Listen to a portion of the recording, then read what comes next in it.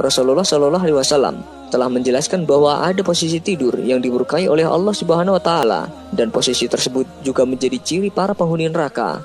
Posisi tersebut tak lain adalah posisi tengkurap. Dalam sebuah riwayat, Rasulullah Shallallahu Alaihi Wasallam mendatangi Masjid Nabawi, dan di dalamnya ia melihat seseorang yang sedang tertidur dengan posisi tengkurap.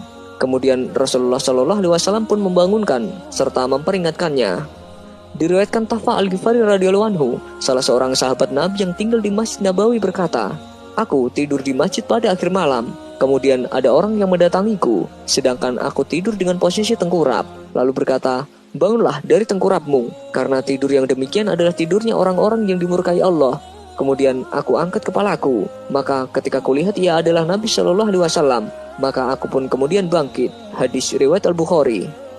Sementara hadis yang diriwayatkan oleh Ibnu Majah mengatakan bahwa Rasulullah Shallallahu Alaihi Wasallam menyebut posisi tengkurap adalah posisi tidur para penghuni neraka. Dari Abu Syar radhiyallahu anhu, ia berkata, Nabi Shallallahu Alaihi Wasallam lewat di sisiku, sementara aku sedang tidur tengkurap, dan beliau bersabda, "Wahai Junaidab, sesungguhnya tidur seperti ini adalah tidurnya penghuni neraka." Hadis riwayat Ibnu Majah.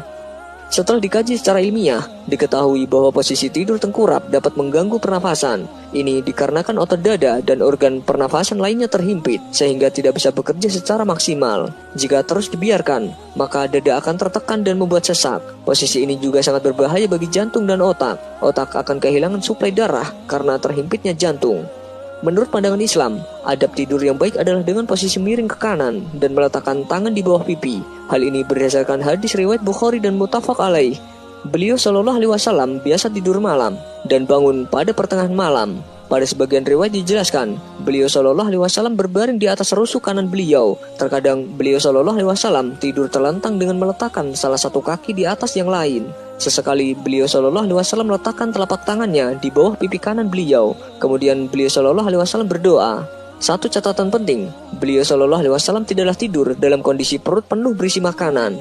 Sesungguhnya di balik larangan yang Allah buat, ada sebuah kebaikan bagi hamba-hambanya. Jadi laksanakanlah segala anjurannya lewat contoh Rasulullah Shallallahu Alaihi Wasallam.